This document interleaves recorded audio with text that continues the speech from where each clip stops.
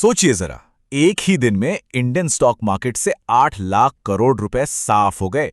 ये कोई मामूली दिन नहीं था, ये एक ऐसा भूचाल था जिसने हर इन्वेस्टर की नींद उड़ा दी। और इस पूरी तबाही के सेंटर में सिर्फ एक नंबर था, 500%। एक ऐसा नंबर जो एक बुरे सपने की तरह दुनिया भर के मार्केट्स में गूंज रहा था। तो सवाल यह है कि आखिर एक जियोपॉलिटिकल एक्ट ने मार्केट वाइड सेल ऑफ को ट्रिगर कैसे कर दिया। चलिए इसके पीछे की पूरी कहानी समझते हैं। देखिए, इस पूरी कहानी की शुरुआत होती है एक जियोपॉलिटिकल शॉकवेव से। एक ऐसा खतरा जिसने ग्लोबल ट्रेड वॉर की चिंताओं को फिर से जिंदा कर दिया। हुआ ये कि अमेरिका में the Russia sanctions act approve हो गया। अब इसका मतलब क्या है? इसका मतलब ये है कि यूएस प्रेसिडेंट के पास उन देशों पर भारी ड्यूटीज लगाने का अधिकार आ गया जो रूस से क्रूड ऑयल इंपोर्ट करते हैं। और ये ड्यूटीज कितनी? कम से कम 500%। इसका सीधा निशाना भारत जैसे देशों पर था ताकि उन पर प्रेशर बनाया जा सके। ग्लोबल ट्रेड वॉर का डर एकदम से बढ़ गया। और इस बात को यूएस सेनेटर लिंडसे ग्राहम के स्कोट से साफ समझा जा सकता है।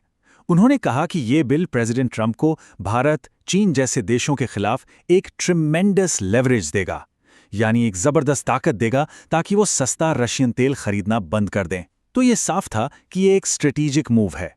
और जैसा कि हम सब जानते हैं, मार्केट को अनसर्टेनिटी बिल्कुल पसंद नहीं। तो इस जियोपॉलिटिकल शॉक का असर हमारे मार्केट्स पर क्या हुआ? रिएक्शन बहुत तेज था और काफी बुरा था। मार्केट में हर तरफ लाल निशान दिख रहे थे। एक जबरदस्त बिकवाली का दौर शुरू हो गया। सिर्फ एक ट्रेडिंग सेशन में इन्वेस्टर्स के 8 लाख करोड़ रुपए मार्केट से वाइप आउट हो गए। ये नंबर अपने आप में उस दिन हुई सेलिंग की गहराई बताता है। और जब मार्केट बंद हुआ तो नंबर्स कुछ ऐसे थे। निफ्टी 50 में 264 पॉइंट्स की गिरावट और ये 25,877 पर बंद हुआ। सेंसेक्स 780 पॉइंट्स नीचे 44,181 पर। और बैंक निफ्टी भी 304 पॉइंट्स गिरकर बंद हुआ। हर तरफ बस लाल ही लाल था। और ये गिरावट सिर्फ बड़े स्टॉक्स तक सीमित नहीं थी। मार्केट की ब्रेथ यानी कि ओवरऑल हालत बहुत खराब थी। सोच के देखिए, 2,627 स्टॉक्स गिरे और सिर्फ 550 स्टॉक्स ही ऊपर जा पाए। इसका मतलब बिकवाली का प्रेशर पूरे मार्केट में था। ये निफ्टी 50 और सेंसेक्स के डेली चार्ट्स हैं और यहां साफ दिख रहा है कि गिरावट कितनी तीखी और सीधी थी। जो रीसेंट सपोर्ट लेवल्स थे, मार्केट ने उन्हें एक झटके में तोड़ दिया। चलिए अब थोड़ा जूम इन करते हैं। देखते हैं कि इस लाल समुंदर में कौन से सेक्टर्स सबसे ज्यादा डूबे और कौन से अकेले तैरते रहे। तो कैपिटल गुड्स सेक्टर में तूफान आ गया। एक रिपोर्ट आई कि इंडिया शायद चाइनीज फर्म्स को गवर्नमेंट कॉन्ट्रैक्ट्स के लिए बिड करने पर लगे कर्ब्स हटा सकता है। इस खबर के आते ही इस सेक्टर में भारी बिकवाली शुरू हो गई। भारत हेवी इलेक्ट्रिकल्स लिमिटेड यानी बीएचईएल ने तो जून 2024 के बाद अपनी सबसे बड़ी एक दिन की गिरावट देखी। एल&टी, एबीबी इंडिया, सीमेंस जैसे बड़े नाम भी 2.7 से 5% तक गिर गए। क्यों? क्योंकि चाइनीज कंपनीज से कंपटीशन बढ़ने का डर मार्केट को सताने लगा। लेकिन इस गिरते हुए मार्केट में एक स्टॉक था जो बिल्कुल ट्रेंड के ऑपोजिट जा रहा था, बालाजी अमाइंस। इसके शेयर्स 14% तक उछल गए और इसका रीजन था एक positive company specific news. Company को महाराष्ट्र में स्टेट गवर्नमेंट से कुछ इंसेंटिव्स मिले। इसमें 258 करोड़ की सब्सिडी, इलेक्ट्रिसिटी ड्यूटी में छूट और 100% स्टैंप ड्यूटी वेवर शामिल था। इससे यह साबित होता है कि मार्केट चाहे कितना भी खराब हो, एक अच्छी खबर स्टॉक को आसमान पर पहुंचा सकती है। तो इतनी बड़ी गिरावट के बाद अब आगे क्या? चलिए अब चार्ट्स की तरफ नजर डालते हैं और समझते हैं कि आने वाले समय में क्या हो सकता है। ये निफ्टी का आवरली चार्ट है।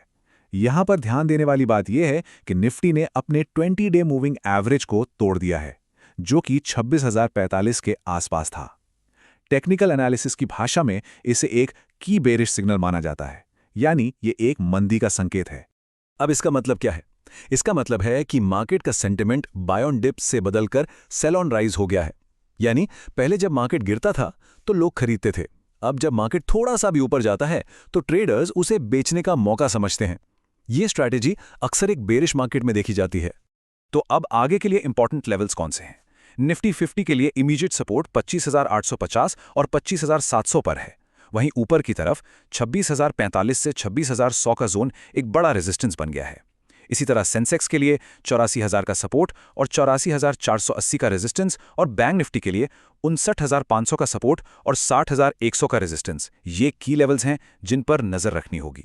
चलिए अब आखिर में कुछ एक्शनेबल इनसाइट्स पर नजर डालते हैं, यानी कि आने वाले दिनों के लिए कुछ स्पेसिफिक ट्रेडिंग आइडियाज। तो अगले 1 से 5 दिनों के लिए रिपोर्ट में 2 टेक्निकल पिक्स हैं।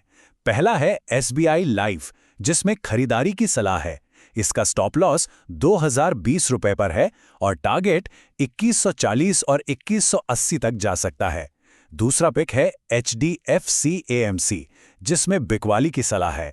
यहां स्टॉप लॉस 2686 पर रखना है और टारगेट्स 2470 और 2430 के हैं। तो आखिरी और सबसे बड़ा सवाल यही है, क्या मार्केट इन सपोर्ट लेवल्स पर टिक पाएगा? क्योंकि एक तरफ जियोपॉलिटिकल रिस्क्स हैं और दूसरी तरफ जल्द ही शुरू होने वाला अर्निंग सीजन। तो क्या ये एक गहरी करेक्शन की शुरुआत है या मार्केट यहां से संभल जाएगा? आने वाले दिन इसका जवाब देंगे।